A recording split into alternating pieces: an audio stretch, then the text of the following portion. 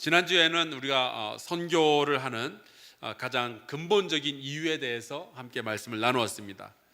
우리 한사람교회가 선교를 하는 이유는 그냥 성경에 나와 있는 그 선교를 좀 강조하는 몇몇 구절들 때문에 우리가 선교를 하는 것이 아니다라고 말씀을 드렸어요. 그게 아니라 하나님의 성품으로부터 선교가 시작된다라는 말씀을 드렸습니다. 우리가 성경을 바라보는 몇 가지 관점이 있는데, 우리를 죄에서부터 구원하시는 하나님의 모든 역사다, 그것이 기록된 것이 바로 성경 말씀이다라고 하는 그런 관점이 있을 수 있습니다. 이것을 구속사적 관점이라고 부릅니다. 작년에 바로 이 관점을 가지고 성경의 창세기부터 요한계시록까지를 쫙 우리 임원 여러분과 함께 말씀을 나눈 적이 있었습니다. 지난주에 확인한 바로는 별로 기억하시는 분이 없더라고요. 그래서 제가 이 말씀을 우리 임원들뿐만이 아니라 우리 모든 성도들에게도 같이 나누기 위해서 좀 계획을 수정을 해야 될 것 같습니다. 이 구속사적 관점, 성경의 모든 이야기는 죄에 빠진 인간을 구원해내시는 하나님의 역사다라고 보는 그런 관점도 있지만, 또 하나 성경은 하나님의 나라를 회복시켜 가시는 하나님의 역사다라고 말할 수도 있어요. 그래서 하나님의 나라라는 관점으로 성경을 읽을 수가 있죠. 하나님께서 창조하신 에덴 동산은요, 완벽한 곳이었어요. 죽음도 없고 죄도 없고, 아담과 하와는 하나님과 동행하며 하나님의 말씀을 듣고 하나님께서 주신 말씀대로 온 세상 만물을 다스리도록 다 이렇게 준비가 되어 있었습니다. 그런데 죄가 들어오게 되죠. 선과 악을 분별하고 판단하는 것은 오직 하나님만이 하실 일인데, 이 인간들이 선과 악을 자기들이 좀 판단해 보고 싶었던 겁니다. 그래서 선악과라는, 선과 악을 알게 하는 나무의 열매를 먹게 되죠. 그 이후로 죄가 들어오면서 하나님의 말씀에 불순종하고 세상이 이제 엉망으로 됩니다. 그 엉망이 된 세상을 다시 하나님의 통치 가운데로 붙들어 매시려는 그 하나님의 역사, 하나님의 나라가 이 땅 가운데 임하도록 하려는 그 하나님의 모든 말씀과 역사가 성경의 내용이다라고 우리가 성경을 읽을 수도 있습니다. 또 하나, 성경을 예수 그리스도에 대한 책으로 우리가 볼 수도 있습니다. 구약은 예수 그리스도를 예언하는 책이고, 복음서는 예수 그리스도께서 어떤 일을 하셨는가에 대한 이야기고, 그리고 그 이외에, 복음서 이외에 나머지 그 신약 성경은요, 예수 그리스도의 복음이 어떻게 전파되었는지를 알려주는 책이다. 예수 그리스도를 모든 성경의 중심으로 보고 읽을 수 있는 그런 방식도 있습니다. 그래서 창세기의 말씀부터 요한계시록까지를 전부 읽어보면은 예수 그리스도의 오심과 사역과 그분의 역사적 중요성을 드러내는 구절들이 굉장히 많이 발견되게 되죠. 예수 그리스도를 중심에 놓고 보면은 성경이 굉장히 분명하게 하나님의 뜻을 드러내게 됩니다. 이것을 우리가 기독론적 관점에서 성경을 읽는다라고 이야기를 하죠. 여러분과 올해 3번에 걸쳐서 함께 나눌 말씀은 구속사적 관점과도 다르고요, 하나님 나라의 관점과도 다르고요, 기독론적 관점과도 달리 선교하시는 하나님이라는 관점에서 성경을 한번 쭉 좀 훑어봤으면 좋겠다 하는 겁니다. 하나님은 태초부터 선교하시는 성품을 가지고 인류의 역사에 간섭하셨습니다. 인류의 역사 속으로 들어오신 그 하나님은요, 선교하시는 하나님이셔요. 그 선교하시는 하나님의 성품을 알게 되면은 우리는 성경에 왜 이런 글들이 쓰여져 있는지, 하나님께서 왜 이런 역사를 하셨는지, 하나님은 왜 이스라엘이라는 나라를 선택하셔서 이러한 일들을 보여주셨는지를 우리가 알게 됩니다. 그러니까 성경을 보면은 선교하는 하나님이 우리가 선교하는 하나님을 보게 되는데, 그러면 하나님의 백성은 당연히 그 선교하시는 하나님을 따라서 선교해야 되는 것 아니냐라는 거죠. 우리가 가지고 있는 모든 선교는요, 성경으로부터 시작이 되는 겁니다. 이것을 이렇게도 이야기해 볼 수가 있어요. 성경은 선교하시는 하나님의 작품이에요. 그러니까 성경이 먼저 있고 선교가 나중에 생긴 것이 아니라, 선교하시는 하나님이 먼저 존재하셨고 그 선교하시는 하나님의 글들을 기록해 놓은 것이 성경이다라고 볼 수 있는 거죠. 하나님은 유일한 창조주 하나님이심을 믿습니다. 여러분도 그렇게 믿으십니까? 아멘. 그러니까 이 자리에 나와 계시겠죠. 하나님만이 왕이고 하나님만이 주인 되심을 믿으시기를 주의 이름으로 축원합니다. 이것이 여러분의 입술에 늘 떨어지지 않는 고백이 될 수 있기를 주의 이름으로 축원합니다. 그런데 그 하나님은 이스라엘만의 하나님이 아니라, 그 하나님은 교회 다니는 사람들만의 하나님이 아니라 아직 하나님을 모르는 그들에게도 아버지가 되심을 믿습니다. 그게 성경이 처음에 전제를 하는 거예요. 성경은 하나님이 왕이시고 유일하신 하나님이시라는 것에서부터 출발해서 그 사실을 온 땅과 나라와 민족과 백성에게 전달해 가는 과정, 그 이야기라고 볼 수가 있는 거죠. 문제는 하나님을 알아보지 못하는 백성이 너무 많은 거예요. 노아의 홍수 때에도, 바벨탑 사건 때에도, 그리고 이스라엘의 역사 내내 사람들은요, 하나님이 아닌 다른 것들을 자꾸만 붙잡았습니다. 하나님이 아닌 다른 나라를 의지하기도 하고, 하나님이 아닌 바알과 아세라라는 우상, 그 신상들을 붙잡기도 하죠. 참 답답한 것은 인간 모두가 다 하나님의 자녀인데 이들이 하나님을 아버지로 알아보질 못하는 거예요. 그게 여러분 저기 고대 이스라엘에서만 있었던 이야기인가요? 아니에요. 지금 이 땅에도, 우리가 살아가고 있는 이 시대에도 하나님을 아버지로 알아보지 못하는 하나님의 백성들이 얼마나 많이 있는지 몰라요. 여러분의 집에도 있을 거예요. 여러분 가운데도 하나님을 아버지로 알아보지 못하던 분들이 있었을 거예요. 그래서 하나님께서는 아브라함을 통해서 하나님을 드러나며 모든 민족이 복 받기를 원하시고 그 계획을 세우게 됩니다. 바로 그것이 사도 바울이 이야기했던 먼저 전해진 복음이라는 거예요. 믿음을 통하여서 모든 민족이 복 받도록 하겠다. 여기까지가 지난주에 여러분과 함께 나누었던 내용입니다. 선교라는 것은 하나님의 성품, 하나님의 마음으로부터 비롯된 것이고, 우리가 이 선교라는 것을 통해서 하는 일은요, 땅의 모든 족속이 우리로 말미암아 복을 받고 여호와 하나님을 아버지로 알아보게 만드는 것, 그게 선교예요. 그런데 왜 이 일들이 일어나게 되느냐? 창세기 1장부터 11장까지의 말씀을 우리가 읽어보면요, 사람이 복받을 수 없는 상황에 어떻게 빠지게 되었는지가 드러나 있습니다. 에덴 동산에서 타락했죠. 살인사건이 바로 일어나기 시작하죠. 사람들은 무기를 만들기 시작하죠. 노아의 방수 때는 사람들이 하나님 대신에 엉뚱한 것들을 섬기고 그 안에서 쾌락을 추구하게 되죠. 바벨탑의 사건 때는 하나님께서 너희는 흩어져서 온 땅을 충만하게 하라라고 말씀하셨더니 사람들이 우리는 안 흩어지겠다고, 우리는 한 도시에서 모여 살겠다고 그러면서 제작한 것이 바벨탑이었어요. 하나님의 복받을 조건들을 전부 제거해버리는 인간의 어리석은 모습이 드러나고 있는 거죠. 그러한 상황에서 하나님께서는 이 아브라함을 선택하셔서 그의 믿음을 통해서 하나님께서 어떻게 역사하시는지를 보여주시고, 그래서 모든 인류, 모든 족속과 민족들이 어떻게 하나님의 복받는 백성으로 다시 돌아올 수 있는가 하는 그 역사를 시작하십니다. 그래서 이 아브라함과 그의 믿음을 통하여서 모든 족속과 열방이 복받는 그 결정적인 장면이 어디에서 완성이 될까요? 그것은 요한계시록 7장 9절에서 10절 보면은 나와 있습니다. 우리 함께 같이 한번 읽어보겠는데요, 9절과 10절을 우리 같이 읽도록 하겠습니다. 시작. 이 일 후에 내가 보니 각 나라와 족속과 백성과 방언에서 아무도 능히 셀 수 없는 큰 무리가 나와 흰 옷을 입고 손에 종려 가지를 들고 보좌 앞과 어린 양 앞에 서서 큰 소리로 외쳐 이르되 구원하심이 보좌에 앉으신 우리 하나님과 어린 양에게 있도다. 아멘. 여러분, 이게 얼마나 멋져요.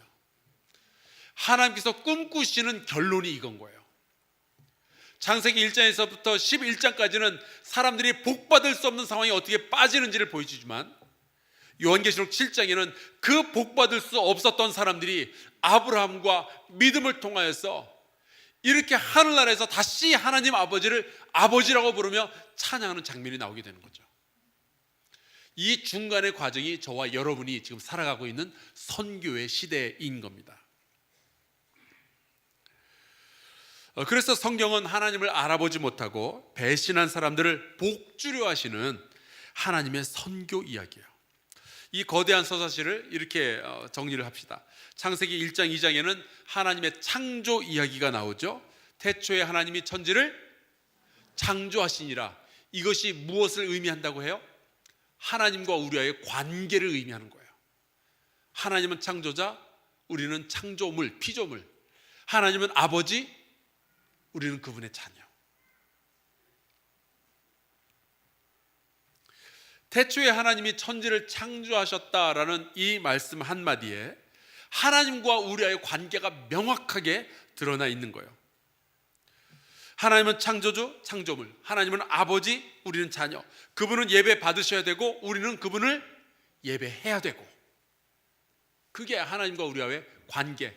성경의 제일 첫 구절에서 그것을 결정 짓고 시작하는 겁니다. 그런데 1장 2장에 이렇게 창조의 이야기가 나오는데 3장에서 11장까지는 어떻게 사람들이 타락하게 되었는지를 말해주죠. 아담과 하와가 타락했고요, 노아의 시대에 모든 사람들이 타락했고 바벨탑 시대에 사람들이 타락했어요.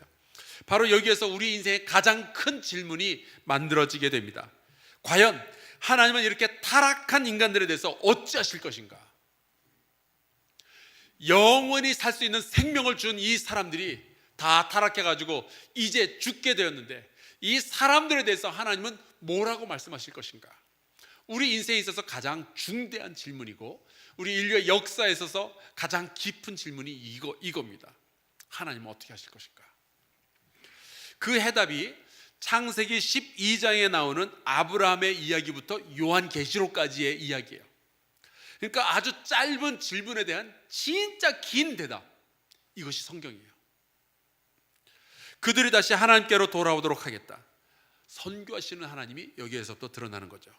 믿는 자를 통하여 모든 민족과 열방이 구원받으며 복받으며 주께 돌아오게 될 것이다. 이것이 하나님의 계획이에요. 그 하나님이 어떤 분이신지를 역사 속에서 가장 강력하게 드러내신 두 개의 사건이 있었습니다. 첫 번째가 출애굽 사건이고요, 두 번째가 포로 생활에서부터 귀환하는 그 사건이었어요. 이스라엘 백성은 이집트에서 400년 동안 그럭저럭 잘 살다가 마지막에 그 이집트의 정권이 바뀌면서 그곳에 거주하던 백성이 아니라 이제는 노예의 운명으로 전락하게 됩니다. 이제 그들을 자유인으로 만드시고 가나안 땅에 들여보내시는 이 출애굽을 준비하시면서 하나님께서는 그 하나님의 최종 목표가 무엇이냐, 그것을 보여주시죠. 함께 출애굽기 6장 6절에서 7절 말씀 같이 보겠습니다. 시작. 그러므로 이스라엘 자손에게 말하기를 나는 여호와라. 내가 애굽 사람의 무거운 짐 밑에서 너희를 빼내며 그들의 노역에서 너희를 건지며 편팔과 여러 큰 심판들로서 너희를 속량하여 너희를 내 백성으로 삼고 나는 너희의 하나님이 되리니 나는 애굽 사람의 무거운 짐 밑에서 너희를 빼낸 너희의 하나님 여호와인 줄 너희가 알지라. 아멘. 여기 6절에 보면 하나님께서 어떻게 이스라엘 자손을 애굽의 압제에서 구원하실지 내가 이렇게 하겠다, 이렇게 하겠다, 이렇게 하겠다 그러면서 구원하실 방법에 대해서 말씀을 하시죠. 그런데 7절에 보면요, 그래서 그 모든 출애굽의 과정을 통해서 하나님께서 이루려고 하시는 일이 무엇이냐, 이렇게 되어 있어요. 나는 너희의 하나님 여호와인 줄 누가 알지라? 너희가 알지라요. 내가 너희를 구원해내는 이유가 있는데, 내가 너희를 복주는 이유가 있는데, 내가 너희를 자유롭게 하는 이유가 있는데, 그 이유는 딱 하나다 이거예요. 뭐예요? 니들이 나를 아버지로 불렀으면 좋겠다. 니들이 나를 여호와 하나님이라고 믿었으면 좋겠다, 이거예요. 이제 광야에서의 40년이 이제 거의 다 지나갔을 때쯤에서 모세가 이스라엘 백성을 이제 불러 모아놓고 가나안 땅에 들어가기 전에 이제 마지막 설교를 합니다. 그것이 바로 신명기죠. 모세는 하나님께서 출애굽에서 어떤 일을 하셨는지, 또 광야에서 하나님이 어떻게 이스라엘 백성을 구름 기둥과 불 기둥과 만나로 인도하셨는지, 메추라기 떼를 어떻게 먹이셨는지 여기에 대해서 이야기를 쫙 해주죠. 그 다음에 하나님이 이런 일을 왜 하셨게? 라고 물어보는 거예요. 그 대목이 신명기 4장 35절입니다. 같이 한번 읽어보겠습니다. 시작. 이것을 내게 나타내심은 여호와는 하나님이시요 그 외에는 다른 신이 없음을 내게 알게 하려 하심이니라. 누가 알아야 된다고요? 이것을? 하나님의 백성 이스라엘이, 내가 그것을 알게 하시려고. 무엇을? 하나님 외에는 다른 신이 없다는 것을, 오직 여호와만이 너희의 아버지라는 것을 알려주시기 위해서 광야에서 이 엄청난 일들을 행하셨다라는 이야기예요. 여러분, 하나님 말고 다른 어떠한 신도 이 세상에 없다는 것을 믿으시기를 주의 이름으로 축원합니다. 오직 그분만이 우리의 왕이 되신다는 것을 믿으시기를 주의 이름으로 축원합니다. 그러니까 그걸 믿으니까 우리가 교회 다니기도 하고 집사, 권사, 장로, 직분을 받기도 하고요. 그러는 거죠. 그래서 이러한 것들을 경험했던 사람들이, 이스라엘의 역사를 보면 하나님을 경험한 사람들이 고백하는 것들이 있어요. 사무엘상 2장 2절에 보면 사무엘의 어머니 한나가 이런 고백을 합니다. 제가 읽을게요. 여호와와 같이 거룩하신 이가 없으니 이는 주밖에 다른 이가 없고 우리 하나님 같은 반석도 없으심이니이다. 주님 말고 그 어느 누구도 내 아버지가 아니란 뜻이에요. 하나님 이외에 세상에 그 어떤 것도 신이 될 수 없다라는 이야기죠. 여호와를 경험한 사람들은 이런 고백을 하게 되는 거예요. 사무엘하 7장 22절 다윗이 고백을 합니다. 그런즉 주 여호와여 주는 위대하시니 이는 우리 귀로 들은 대로는 주와 같은 이가 없고 주 외에는 신이 없음이니이다. 하나님의 선교의 역사에 영향을 받았던 사람들은 이런 고백을 하게 되는 거예요. 하나님 말고는 다른 신이 없는 거구나. 오직 하나님만이 내 아버지였구나. 다윗은 이런 기도도 해요. 시편 86편 10절 무릇 주는 위대하사 기이한 일들을 행하시오니 주만이 하나님이시니이다. 오직 주님밖에 없구나. 열왕기상 8장 60절에 보면 솔로몬이 또 이런 고백을 해놨어요. 이에 세상 만민에게 여호와께서만 하나님이시고 그 외에는 없는 줄을 알게 하시기를 원하노라. 온 세상에 여호와만이 유일한 하나님이심을 믿으시길 주의 이름으로 축원합니다. 이것이 온 세상에 펼쳐져야 되는 거예요. 하나님은 스스로를 드러내시기도 하고 스스로에 대해서 변론하시고 말씀을 하십니다. 그러면서 세상의 모든 사람들이 이 한나나 다윗이나 솔로몬과 같이 고백하기를 원하시는 거예요. 하나님밖에 없는 거였구나. 내가 그동안 내가 좀 살기 위해서 이것도 붙잡고 저것도 붙잡았었는데 다 아니었구나. 오직 여호와 하나님만이 진짜 하나님이셨구나. 그분이 나의 아버지였구나. 이 고백을 하게 하시려고 하나님께서 선교의 하나님으로 이 세상에 다가오신 거예요. 또 다른 하나가 이스라엘의 포로 귀환입니다.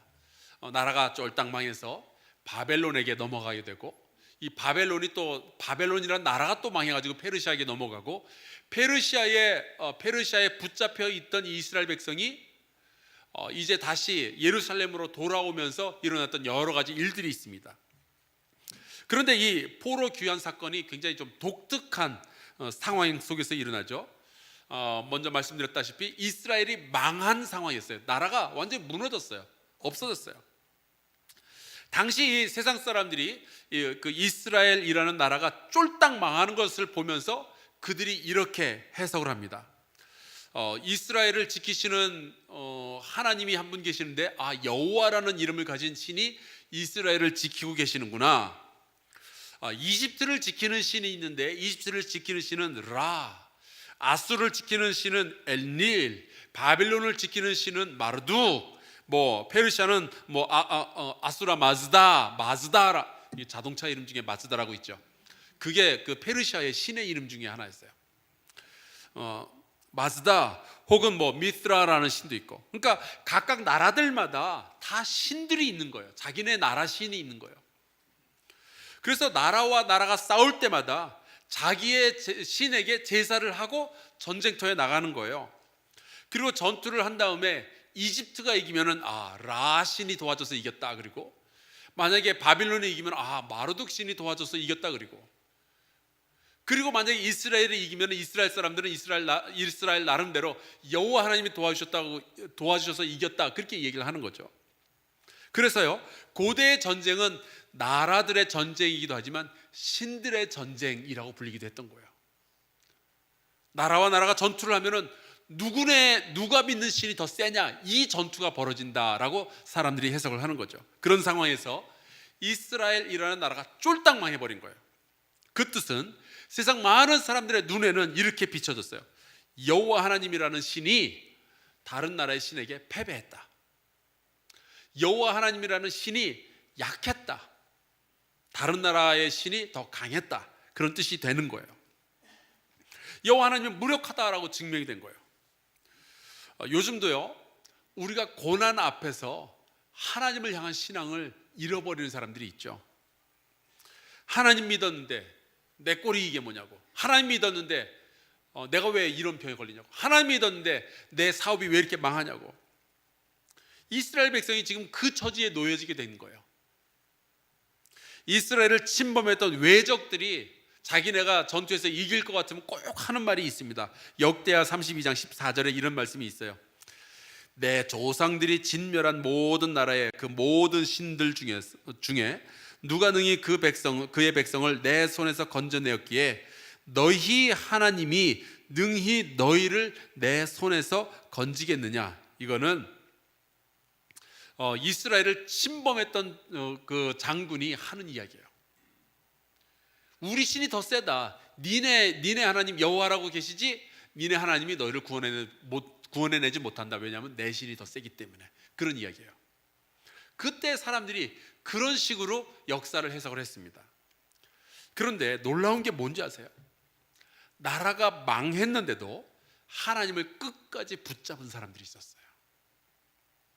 이사야는 나라가 망해가는 것을 곁에서 계속 지켜보면서도 끝까지 이렇게 주장을 합니다. 이사야 46장 9절, 너희는 옛적 일을 기억하라. 나는 하나님이라. 나 외에 다른 이가 없느니라. 나는 하나님이라. 나 같은 이가 없느니라. 그러니까 지금 상황을 보고 절망하지 말고 옛적 일을 기억하라. 그 옛적 일이 뭐예요?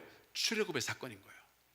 40년 동안 너희를 이끄시고 너희를 먹이시고 너희를 보호하셨던 그 하나님을 기억해봐라. 너희가 어떻게 지금 이러한 고난 가운데 빠졌다고 해서 하나님을 잃어버리고 하나님을 거절할 수 있겠느냐. 그래서는 안 된다. 다니엘과 세 친구를 보세요. 나라가 망했잖아요. 다른 모든 백성들이 이야기하기를, 야, 우리나라가 이긴 걸 보니까 너희 하나님 여호와는 아무것도 아니었던 것 같다. 그런데 이 다니엘과 세 친구는 나라가 망했는데도 여전히 하나님만 붙잡고 하나님만 섬기겠다는 거예요.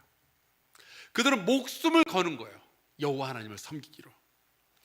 그들은 이스라엘이 망한 것은 하나님이 힘이 없어서 망한 것이 아니라 우리 이스라엘 백성이 하나님을 따르지 않았기 때문에 망했다라고 생각을 해요. 그래서 잠시 동안 하나님께서 이 아수르나 아니면 바벨론을 채찍과 같이 이스라엘을 다시 고치기 위해서 사용하실 뿐이다라는 것을 믿었던 사람들인 거예요.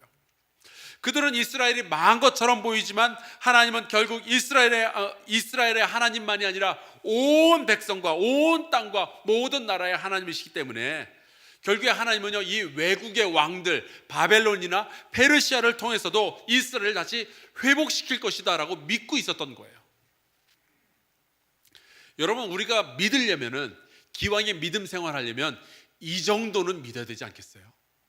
아무리 고난이 찾아와도 하나님을 거부하거나 하나님한테 대드는 것이 아니라 여전히 하나님께서 우리 모두를 인도하고 계신다라고 믿어야 되는 거 아니겠어요? 조금만 어려우면 하나님 뭐 하시나? 아니에요. 여호와 하나님은 그런 상황 속에서도 하나님의 백성은 여호와 하나님을 증거하는 증인의 삶을 살아야 된다라고 말씀하고 있어요. 이사야서 43장 10절을 한번 같이 읽어볼게요. 같이 읽겠습니다. 시작. 나 여호와가 말하노라. 너희는 나의 증인 나의 종으로 택함을 입었나니 이는 너희가 나를 알고 믿으며 내가 그인 줄 깨닫게 하려 함이라. 나의 전에 지음을 받은 신이 없었느니라. 나의 후에도 없으리라. 아멘. 언제 우리가 증인으로 택함을 입어서 언제 우리가 하나님을 믿고 고백해야 된다고요? 언제예요? 우리가 성공하고 승리할 때, 그리고 우리가 패배했을 때도, 우리가 고난 가운데 있을 때도. 이사야가 이 말을 했던 때는요, 나라가 잘 되던 때가 아니었어요. 망하던 때였어요. 그런데 여전히 하나님은 이 망해가는 백성을 택하셔서 증인으로 삼겠다라고 말씀하시는 거예요. 이스라엘의 패배를 바라보면서 어떤 이스라엘 사람들은 그렇게 생각을 했습니다. 여호와가 패배했다. 바벨론의 신에게 여호와 하나님이 졌다. 그러나 여러분, 선지자들은 전혀 그렇게 생각하지 않았습니다. 여호와 하나님은 원수를 무찌르시는 전쟁의 하나님이심을 믿습니다. 그런데 왜 이스라엘이, 하나님의 백성이 전쟁에서 패해요? 여러분, 다시요. 여호와 하나님은 원수를 무찌르시는 전쟁의 하나님이셔요. 그런데 왜 이스라엘이 졌을까요? 왜 이스라엘이 전쟁에서 패배했을까요? 그 상황에서는요, 이스라엘이 하나님의 원수였어요.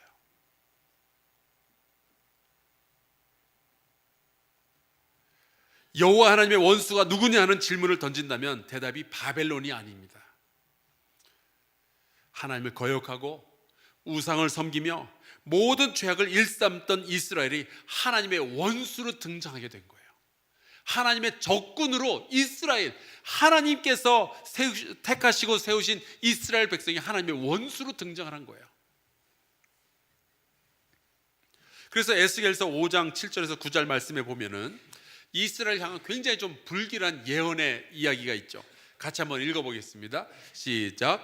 그러므로 나 주 여호와가 말하노라. 너희 요란함이 너희를 둘러싸고 있는 이방인들보다 더하여 내 율례를 행하지 아니하며 내 규례를 지키지 아니하고 너희를 둘러있는 이방인들의 규례대로도 행하지 아니하였느니라.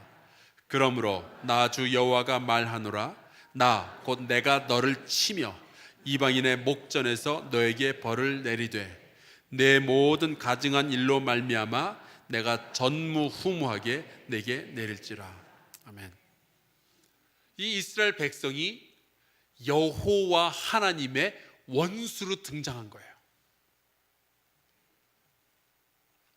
따라서 바벨론과 이스라엘의 전쟁 끝에 이스라엘이 패배한 것은요, 하나님의 패배가 아니라 사실은 하나님의 승리죠. 이스라엘을 벌주시는 하나님의 승리입니다. 이스라엘을 무너뜨리셨던 것은 하나님이었어요. 바벨론이라는 나라를 사용하셔서 이스라엘을 패배의 고난으로 몰아넣으신 것은 하나님이셨습니다. 만약에 여호와 하나님이 이스라엘을 도우셨다면 이스라엘은 아마 결코 패배하지 않았을 거예요. 이것이 선지자들과 다니엘이 가지고 있었던 믿음이었습니다. 그런데 아주 재밌는 사실이 있어요. 포로기 시대에는요, 그 전에 이스라엘 백성이 들어본 적이 없는 새로운 하나님에 대한 고백들이 만들어지기 시작합니다.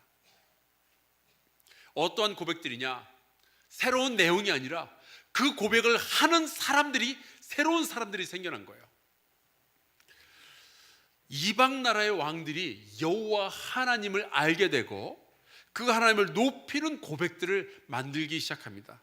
다니엘서 3장 28절을 같이 볼까요? 여기 보면은 바벨론의 왕 느부갓네살이 여호와 하나님을 향하여 고백하는 내용이 나와 있습니다.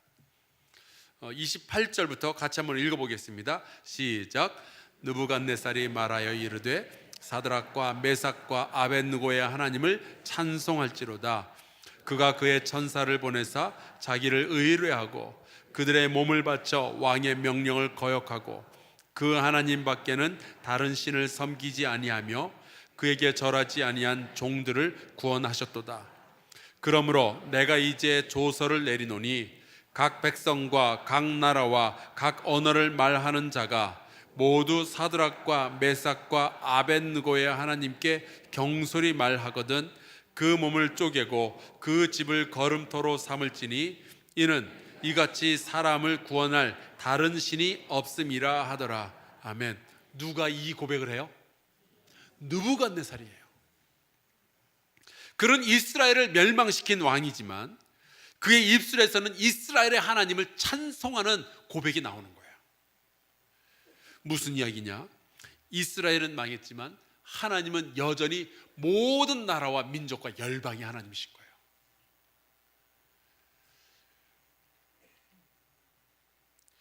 예레미야서 29장 1절에 보면 이런 말씀이 나와요.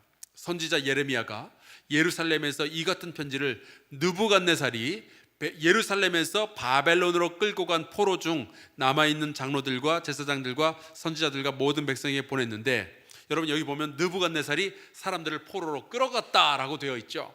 그런데 4절에 보면은 이렇게 돼요. 만군의 여호와 이스라엘의 하나님께서 예루살렘에서 바벨론으로 사로잡혀 가게 한 모든 포로에게.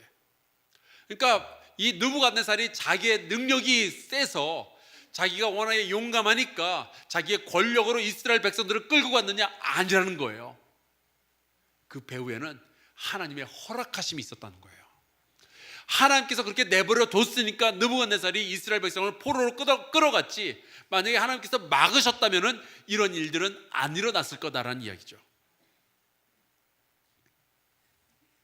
아주 중요한 고백이에요. 지금 느부갓네살은 누구의 심부름꾼이 된 거예요? 하나님의 심부름꾼인 거예요. 그러니까 하나님은 이스라엘만의 하나님이 아니라, 이스라엘만의 왕이 아니라 느부갓네살의 하나님, 느부갓네살의 왕인 거예요. 그리고 하나님은 이스라엘에만 계시는 분이 아니라, 이게 이제 포로기 후기 때부터 나오는 등장하는 고백들인 거예요. 예전에는 이스라엘 백성은 하나님은 우리 이스라엘만의 하나님이라고 생각을 했어요. 그래서 자꾸만 그 이스라엘 안에 예루살렘 성전에 가야만 축복받는다라고 생각을 했죠. 그런데 이 포로기 후기 때는 새로운 고백들이 만들어지는데, 하나님은 이스라엘만의 하나님이 아니라 아수르와 바벨론과 페르시아의 하나님이기도 하시기 때문에, 거기서도 이스라엘 사람들은 바벨론을 위하여서 평안을 구하여서 기도하면 하나님께서 이 바벨론에게도 복 주겠다라는 새로운 고백이 만들어집니다. 하나님은 여전히 온 세상을 다스리시는 하나님이다 하는 거죠. 여기서 배우는 것이 있습니다.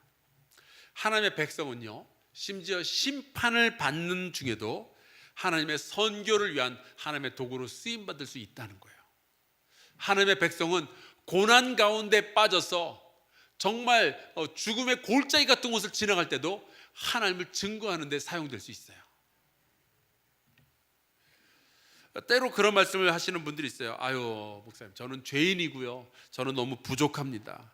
그래서 저는 하나님의 일을 하기에 적합하지가 않은 것 같아요. 아니에요 여러분. 하나님은 지금 고난 가운데서 심판받는 이스라엘 사람을 통해서도 여전히 하나님을 드러내길 원하시는 거예요. 선교하길 원하시는 거죠. 에스라서 1장 1절에서 3절 말씀 같이 한번 읽어보겠습니다. 시작. 바사왕 고레스 원년에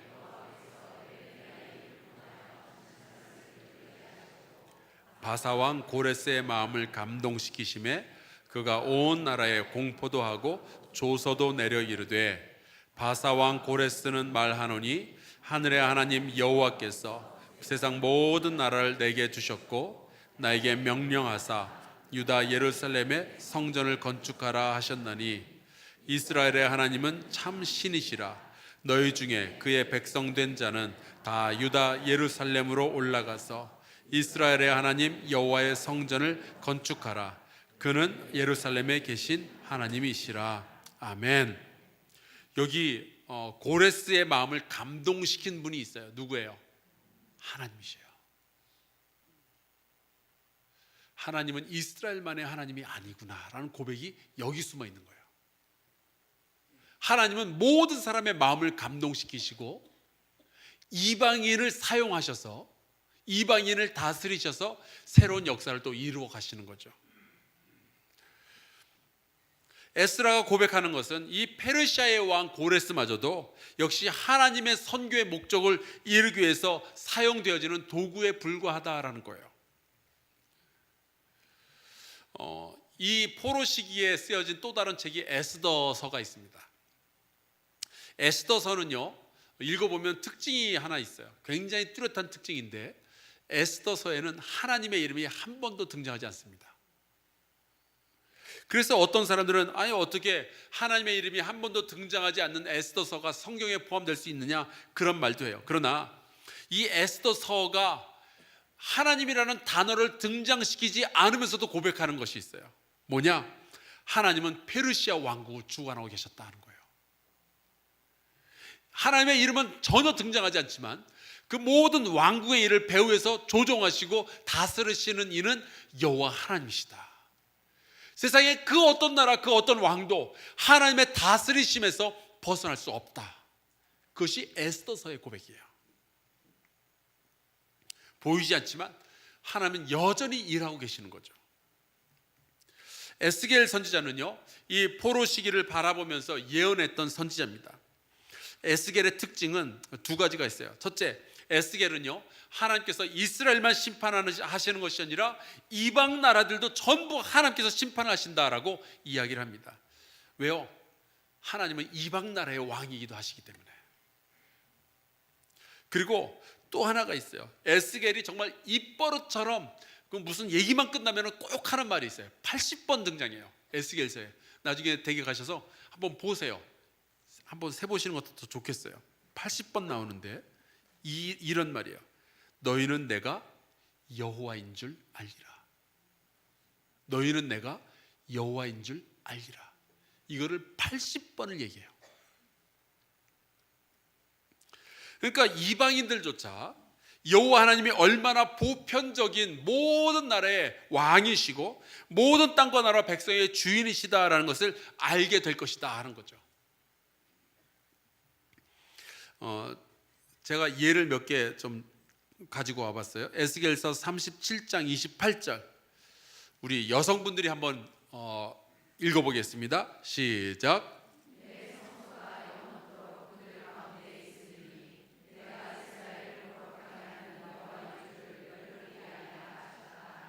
아멘. 누가 여호와를 알게 돼요? 열국, 모든 나라라는 뜻이에요. 세상의 모든 나라가 여호와를 알게 될 것이다. 에스겔서 38장 23절은 우리 남자분들이 한번 읽어보겠습니다. 시작.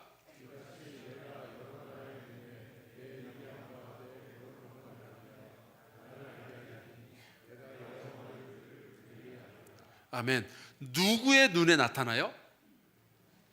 여러 나라의 눈에.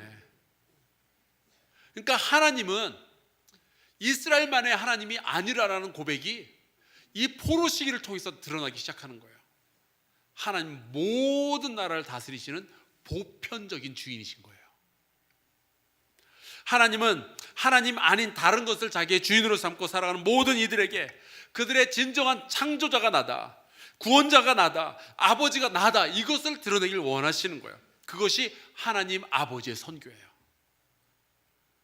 아버지를 몰라보는 자식을 보며 안타까워하시는 아버지의 마음이 바로 이 성경을 통해서 드러나고 있는 거죠.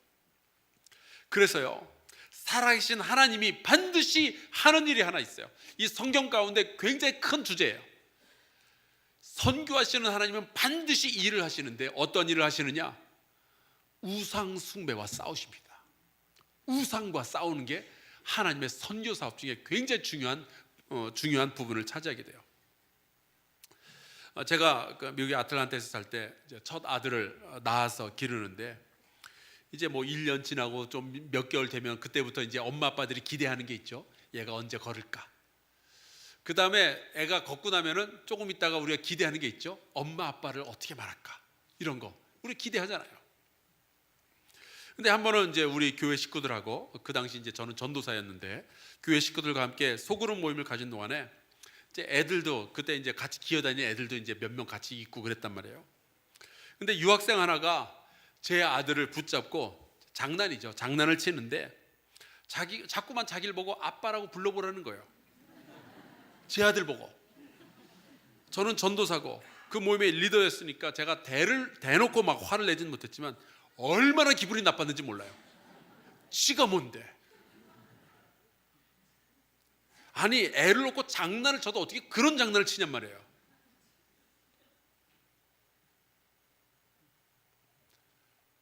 하나님 아버지의 마음을 이해하실 수 있겠어요?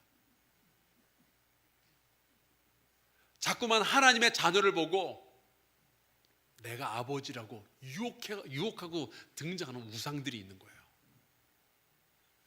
혹은 우리가 그것을 만들어내서 아버지라고 부르고 있거나. 그래서 성경에 나오는 선교의 중요한 측면들 가운데 하나가 다른 것을 아버지라고 부르고 생각하는 사람들에게 그것은 네 아버지가 아니다라고 말해주는 거예요. 그게 선교예요. 신명기 4장 39절 말씀 같이 한번 크게 읽겠습니다. 시작. 그런즉 너는 오늘 위로 하늘이나 아래로 땅에 오직 여호와는 하나님이시요 다른 신이 없는 줄을 알아 명심해라. 신명기 10장 17절 같이 읽겠습니다. 시작. 너희의 하나님 여호와는 신 가운데 신이시며 주 가운데 주시요 크고 능하시며 두려우신 하나님이시라. 사람을 외모로 보지 아니하시며 뇌물을 받지 아니하시고. 신명기 32장 39절 같이 읽겠습니다. 이제는 나 곧 내가 그인 줄 알라. 나 외에는 신이 없도다. 나는 죽이기도 하며 살리기도 하며 상하게도 하며 낫게도 하나니 내 손에서 능히 빼앗을 자가 없도다. 아멘. 여러분, 다른 신은 없어요. 다른 아버지는 없어요. 오직 여호와 하나님만이 우리의 아버지셔요. 그분만이 우리의 신이고 그분만이 우리의 주인이셔요. 이거를 모르고 살아가는 모든 백성에게 하나님이 스스로를 드러내려고 하시는 거죠. 그게 성경의 이야기예요. 신명기 4장 16절에서 19절까지 보면 아주 재밌는 구절이 하나 나옵니다. 제가 한번 읽어볼게요. 그리하여 스스로 부패하여 자기를 위해 어떤 형상대로든지 우상을 새겨 만들지 말라. 남자의 형상이든지 여자의 형상이든지 땅 위에 있는 어떤 짐승의 형상이든지 하늘을 나는 날개 가진 어떤 새의 형상이든지 땅 위에 기는 어떤 곤충의 형상이든지 땅 아래 물속에 있는 어떤 어족의 형상이든지 만들지 말라. 또 그리하여 내가 하늘을 향하여 눈을 들어 해와 달과 별들 하늘 위의 모든 천체 곧 너희의 하나님 여호와께서 천하 만민을 위하여 배정하신 것을 보고 미혹하여 그것에 경배하며 섬기지 말라. 우상을 만들지 말아라 라고 하면서 그런 것에 절하지 말아라, 경배하지 마라 그러면서 열거하는 내용이 있죠. 남자, 여자, 짐승, 새, 물고기, 해, 달, 별, 천체. 요 순서를 가만히 보면은 뭐가 떠오르지 않으세요 혹시? 순서. 창세기에 나오는 하나님께서 창조하신 순서의 역순이에요. 무슨 의미일까요? 사람들이 하나님이 아니라 하나님께서 창조하신 그 창조물들 앞에 꿇어 엎드려 절할 때 하나님의 창조의 질서가 뒤집어진다는 거예요. 우상 숭배는 모든 하나님과 그 백성과의 근본적 관계들을 무질서하게 만들어버려요. 하나님이 아니라 돈을 숭배하게 될 때 인간의 모든 관계들, 창조의 질서가 깨어져 나가는 거예요. 에스겔서 8장 16절에 보면은 이스라엘이 어떠한 짓을 했는지 아주 충격적인 구절이 나와 있어요. 16절 제가 읽어볼게요. 그가 또 나를 데리고, 하나님께서 이제 에스겔을 데리고 보여주시는 거예요. 그가 또 나를 데리고 여호와의 성전 안뜰에 들어가시니라. 보라, 여호와의 성전 문 곧 현관과 제단 사이에서 약 25명이 여호와의 성전을 등지고 낯을 동쪽으로 향하여 동쪽 태양에게 예배하더라. 하나님의 성전이 있는데 하나님의 성전 쪽으로 자기들의 궁둥이를 대고 오히려 동쪽 태양에게 절을 하고 있는 이스라엘 백성이 있다는 거죠. 바로 그러한 사건들 때문에 나라가 완전히 망해버리게 됩니다. 여러분, 지금까지 제가 쭉 말씀을 드렸는데 이러한 이야기를 들으면서 우리가 그렇구나라고 추측할 수 있는 것들이 있죠. 성경에 나오는 이 하나님의 선교라는 것은 모든 피조물과 사람들이 하나님을 유일한 창조주로서 예배하게 만드는 거예요. 우리가 그 나라에 선교를 하는 이유는 그 나라에 예배가 없기 때문에 그래요.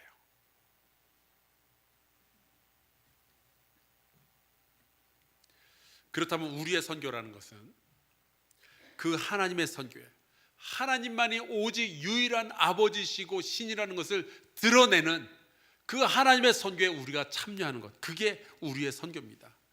그렇다면 하나님과 피조물의 그 구분을 흐리게 만드는 우상들의 정체를 폭로하기 위해서 계속 일해야 되는 것이 우리가 해야 될 일 가운데 하나죠.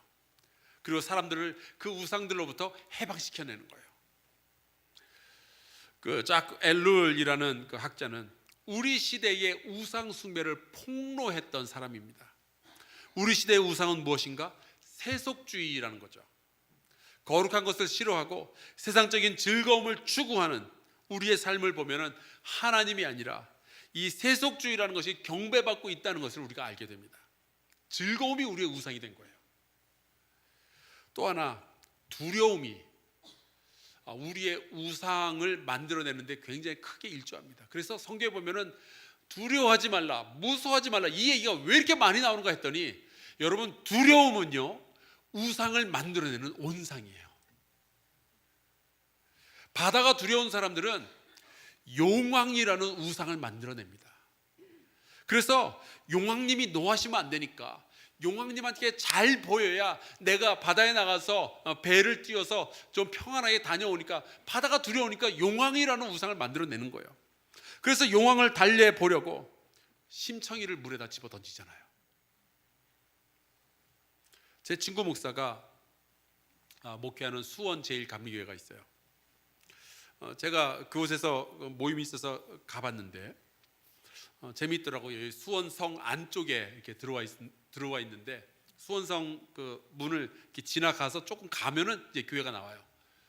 그랬더니 그 목사님이 하는 말이 저 수원성이 사실은 저희 교회 현관이요, 막 그러더라고요. 그런데 그 교회 건물 앞에 굉장히 짧은 그 2차선 도로가 있어요. 이렇게 횡단보도 없이도 이렇게 쉽게 건너 다닐 수 있는 그러한 이렇게 작은 도로가 있고, 그 교회 건물 바로 앞쪽에는 점집이 있어요. 작두장군이라고. 이름도 참, 작두장군이 운영하는 점집이 있어요. 근데 자꾸 이 점집 주인이 자꾸 이제 교회 주차장 좀 같이 쓰면 안 되겠냐고, 우리 손님들이 차를 주차할 데가 없으니까 물어봐서 그 교회 장로님이 그러셨대요. 교회 등록하시면 그럴 수 있다고. 아직 등록 안 했대요. 여러분, 작두장군 점집이 왜 있을까요? 미래가 두려워서 그래요. 자기 앞에 무슨 일이 일어날지 모르니까 두려워서. 그거를 어떻게 해소해 보기 위해서 작두장군이라는 우상, 어떤 귀신이 이런 거 얘기해 주지 않을까, 어떤 무슨 사주팔자 이런 것들이 나의 미래에 대해서 얘기해 주지 않을까 생각하게 되는 거예요. 여러분, 두려움은요 우상을 키워내는 온상이에요. 또 우리가 지나치게 신뢰하는 것들이 우리의 우상이 되기도 하죠.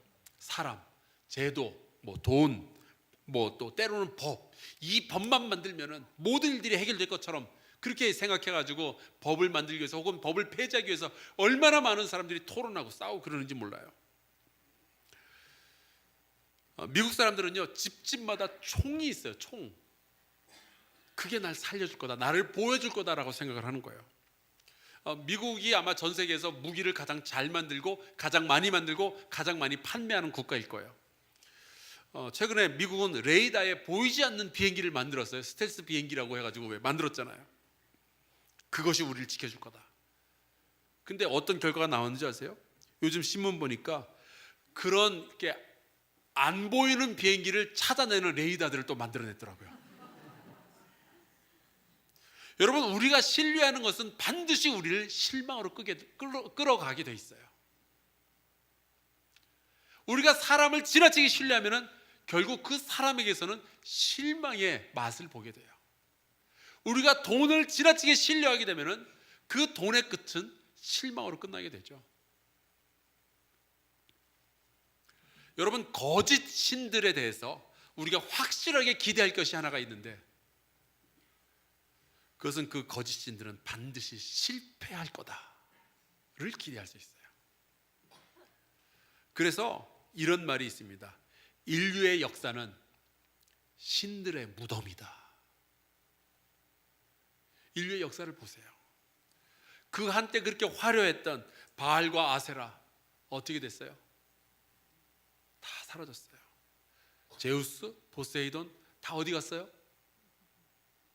제우스와 포세이돈 믿는 종교가 있긴 있어요? 다 사라졌어요. 역사는 거짓 신들의 무덤이에요. 우리가 봤잖아요. 알고 있잖아요. 때로는 우리가 필요로 하는 것들이 우리의 우상이 되기도 합니다. 그러므로 염려하여 이르기를 무엇을 먹을까, 무엇을 마실까, 무엇을 입을까 하지 말라. 이는 다 이방인들이 구하는 것이라. 너희 하늘 아버지께서 이 모든 것이 너희에게 있어야 할 줄을 다 아시느니라. 마태복음 6장에 나와 있는 말씀이에요. 먹을 것과 마실 것과 입을 것들 다 우리에게 꼭 필요한 것들이죠. 주님도 알고 계셔요. 그런데 이방인들은 그런 물건을 어떻게 구하느냐? 필요한 것을 공급해 주는 게 내 하나님이다라고 생각하고 구하는 거예요. 그래서 햇볕이 필요하면은 태양신에게 빌고, 비가 필요하면은 구름의 신에게 빌고, 자식이 필요하면은 삼신 할머니한테 비는 거예요. 그러니까 우리는 필요한 것이 있을 때 우상을 만들어내요. 참, 인간의 능력 대단해요. 그러나 여러분, 우리는 다른 신에게 우리의 필요한 것들을 구해서도 안 되겠고, 우리가 필요한 것을 갖게 되었을 때 다른 신에게 감사해서도 안 되겠습니다. 오직 여호와 하나님만이 그것을 공급하시며, 오직 여호와 하나님만이 진정한 감사의 대상이 되는 줄로 믿으시길 주의 이름으로 축원합니다. 그런 의미에서 시편 65편 9절 말씀 같이 한번 목소리 크게 내서 읽겠습니다. 시작. 땅을 돌보사 물을 대어 심히 윤택하게 하시며 하나님의 강에 물이 가득하게 하시고 이같이 땅을 예비하신 후에 그들에게 곡식을 주시나이다. 아멘. 그래서 여러분, 지금 이 시대에 하나님의 선교, 또 우리가 참여하고 있는 이 하나님의 선교라는 것은요, 이러한 잡신들의 정체를 폭로하는 거예요. 이 잡신이 그냥 어떤 귀신들이 아니에요. 이 잡신들이 어떤 바알과 아세라 같은 신상이 아니에요. 우리의 일상생활 속에 정말 깊숙이 들어와 있는 수많은 잡신들이 있어요. 가장 대표적인 것이 돈신. 수많은 사람들이 돈 앞에 무릎 꿇어요. 명예신, 권력의 신, 이러한 잡신들에게 눌려 사는 얼마나 많은 사람들이 있는데, 그들의 정체를 폭로해내는 것이 선교사가, 그리고 저와 여러분 선교하는 교회의 성도들이 해야 할 일인 거예요. 두려움과 헛된 믿음과 필요한 것들에 눌려서 이 잡신들을 만나려 하고 잡신들을 만들어내고 있는 수많은 사람들에게 그런 것들이 신이 될 수 없다는 것을 증명해내고 가르치는 거예요. 그래서 그들을 그 잡신들로부터, 우상 숭배로부터 자유롭게 만드는 것이 하나님의 선교에 참여하는 우리가 해야 할 몫인 거죠.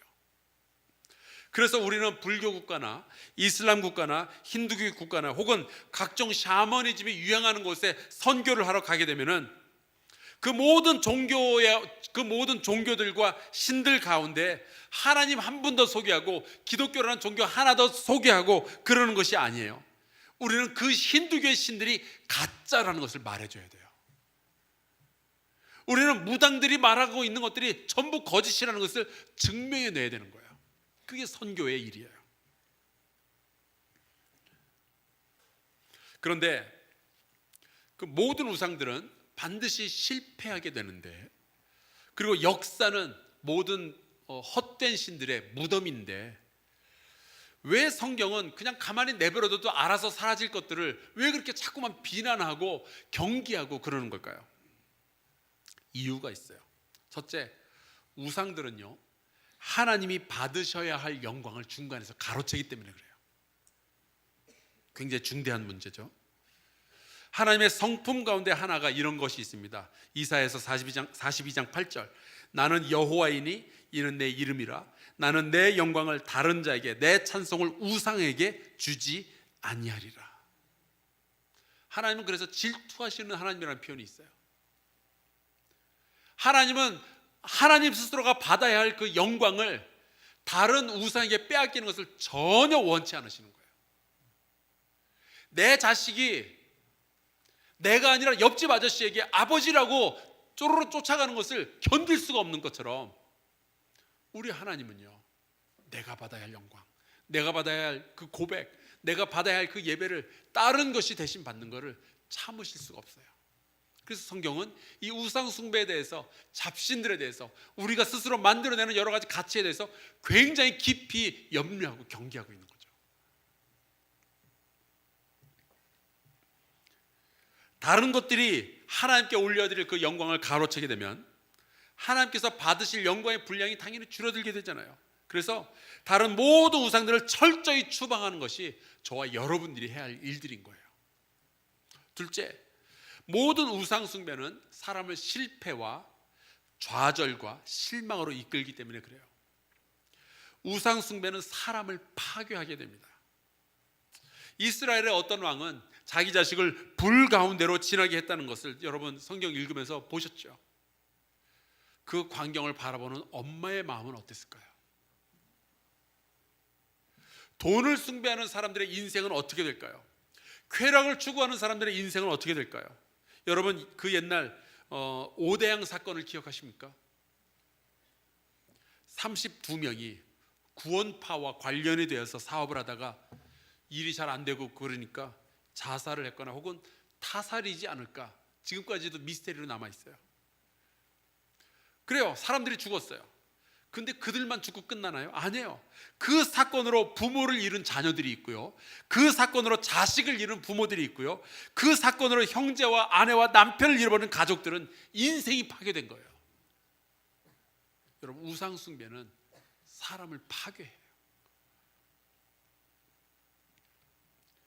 마지막으로 성경은 왜 이렇게 우상 숭배에 대해서 알러지적 그런 반응을 보이고 있을까? 그것은 하나님의 사랑 때문에 그래요.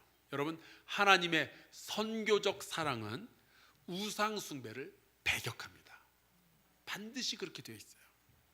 하나님은 질투하시는 하나님이라고 말씀드렸죠. 여러분, 사랑이 없으면 질투도 안 할 거예요.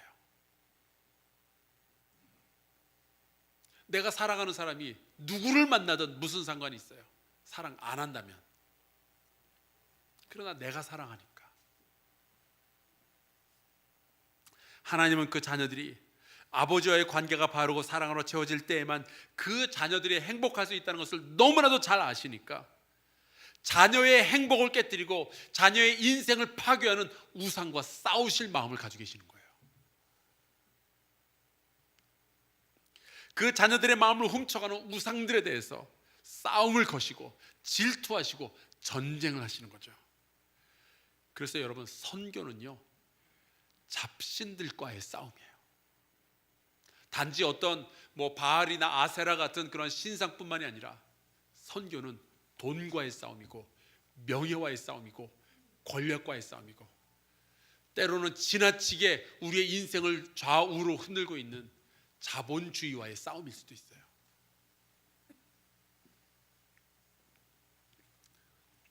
근데 이 싸움은 우리가 하나님을 위해서 대신 싸워주는 것이 아니라 하나님의 싸움에 우리가 같이 하는 겁니다.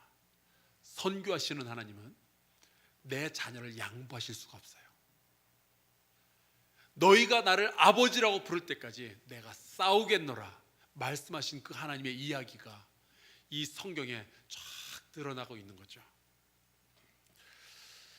오늘 말씀 여기에서 정리하고요, 다음 주에는 이어서 그 하나님이 선교하시는 하나님이라면 신약에서는 어떠한 내용들이 전개되고 있는지에 대해서 말씀을 드리려고 합니다.